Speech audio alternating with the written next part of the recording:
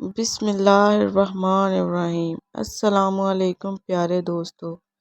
یونانی اساطیر میں میڈوسا کو افسانوں کا سب سے بدقسمت کردار سمجھا جاتا ہے۔ میڈوسا کو بڑے پیمانے پر جانا جانے کی وجہ یہ ہے کہ وہ سانپ کے بالوں والی لعنتی اور مہلک شخص ہے جو لوگوں کو پتھر بنا دیتی ہے۔ در حقیقت جب میڈوسا اپنی خوبصورتی سے جگمگا رہی تھی، اسے اتھینا کی لعنت کے نتیجے میں اپنی خوبصورتی کی قیمت چکانا پڑی۔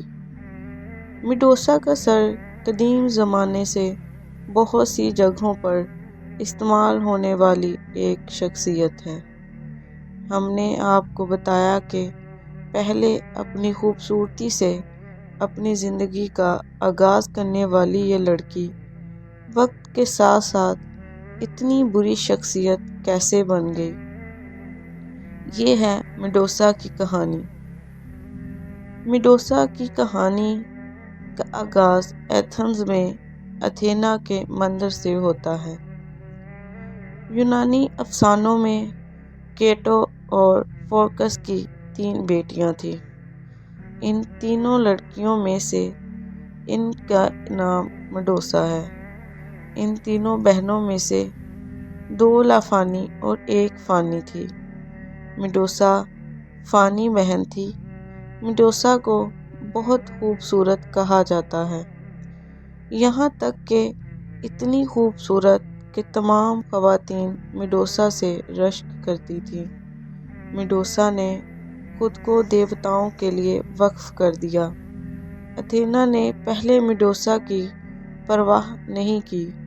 پوسیڈن کو میڈوسا کی خوبصورتی سے پیار ہو گیا جو اپنی بیوی اتھینا کے مندر میں تھی، تاہم کیونکہ وہ ایک بشر کے ساتھ محبت میں گر گیا تھا، وہ ذلت سے ڈرتا تھا اور اپنی محبت کا اظہار نہیں کیا۔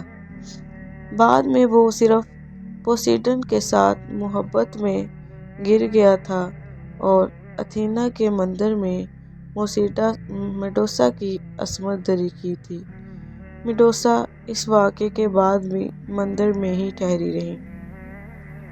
بعد میں اتھینا کو اس واقعے کے بارے میں معلوم ہوا اور وہ حسد میں مبتلا ہو گئی اور میڈوسا کو سزا دینا چاہتی تھی۔ اس نے میڈوسا کو بدترین سزا دی جو وہ دے سکتی تھی اور اس سے اس کی خوبصورتی چھین لی۔ اس نے میڈوسا اور اس کی دوسری بہنوں کو خوفناک اور خواتین راکشسوں میں بدل دیا جنہیں گورگنز کہا جاتا ہے۔ میڈوسا اور اس کے بہن بھائی سانپ کے بالوں، پروں اور خوفناک چہروں والی مخلوق بن گئے۔ میڈوسا اپنی زندگی کی سب سے خوبصورت خصوصیت اس کی خوبصورتی کھو چکی ہے۔ میڈوسا کی بدصورتی کی وجہ سے اب اس کے چہرے کی طرف کوئی نہیں دیکھتا۔ در حقیقت ایک عقیدے کے مطابق جو بھی اس کی طرف دیکھنے کی کوشش کرتا ہے وہ پتھر بن جاتا ہے۔ میڈوسا کا تصور پوسیڈن نے کیا تھا۔ اتھینا اپنی سزا سے مطمئن نہیں تھی اور میڈوسا کو مارنے کے لیے پریوس اور زیوس کے ساتھ تعاون کیا۔ یہ اتحاد خون سے بندھا تھا۔ بعد میں پریسیس کو ہیسپرائڈس نامی شام کی پریوں کی سرزمین پر جانے کے لیے سرمئی چڑیلوں کو تلاش کرنا پڑا۔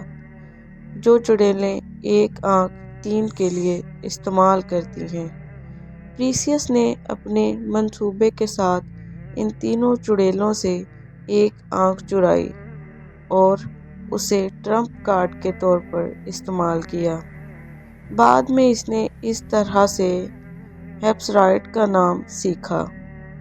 وہ ہیسپرائڈس کی سرزمین پر جس کا تعلق دیوی ہیرا سے تھا، سیبوں سے بھرا ہوا تھا اور شام کی پریوں سے ایک بیگ کیپسس لیا۔ اس کا مقصد میڈوسا کا سر اس تھیلے میں ڈالنا ہے۔ بعد میں دیوتاؤں نے پریسیس کو ہتھیاروں سے گھیر لیا۔ غار کی طرف جا کر جہاں میڈوسا سو رہی تھی، پریوس نے میڈوسا کی طرف دیکھے بغیر اپنی تلوار سے اس کا سر کاٹ دیا۔ بعد میں میڈوسا کے جسم سے دیوہیکل خریسور اور پروں والا گھوڑا پیگاسس بنا۔ پھر وہ پریوسس کے پیچھے چلا گیا۔ ہیڈس کو پریسیس سے ملنے والا پوشیدہ ہیلمٹ بدولت وہ میڈوسا کا سر اتھینا تک پہنچانے میں کامیاب ہو گیا۔ اتھینا میڈوسا کے سر کی بدولت اپنے ڈھال کے لیے ایک حفاظتی طاقت بنائی۔ ایتھنز میں اتھینا نے میڈوسا صرف اس کے غصے کی سزا نہیں دی، اس نے اپنے بھائیوں کو بھی سزا دی۔ اتھینا نے تینوں بہن بھائیوں کو بدصورت بنا دیا۔ اب اس نے میڈوسا کے تمام بالوں کو سانپوں میں تبدیل کر دیا ہے۔ اس کی آنکھیں خوفناک تھیں، دانت تیز تھے اور ایک ایسا وجود بنایا جس کی طرف دیکھا بھی نہیں جا سکتا تھا۔ اتھینا میڈوسا کا بدلہ نہیں لے سکتی تھی اور ہر اس شخص کو جو اس کی طرف دیکھتا پتھر بن جاتا تھا۔ اتھینا نے میڈوسا کی خوبصورتی اس سے چھین لی تھی۔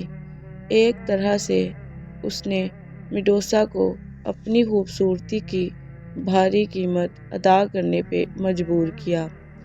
اتھینا اپنے کیے کا بدلہ نہیں لے سکتی تھی تو وہ میڈوسا کو مارنے میں پرسیوس کی مدد کرے گا۔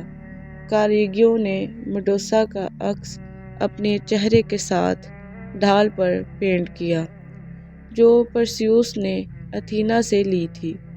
میڈوسا کے طور پر بیان کردہ شخص وہ خود ہے۔ کاریگیو اپنے ایک قتل شدہ شخصیت کے طور پر خود کو پیش کرتا ہے، کیونکہ اس کی موت کا مناسب حصہ وہ خود تھا۔ میڈوسا کے سر پر سانپ حرکت کرتے ہیں اور اہم سانپ میڈوسا کو نہیں چھوڑتے۔ اس صورتحال کے مطابق زندگی موت سے نہیں بچ رہی۔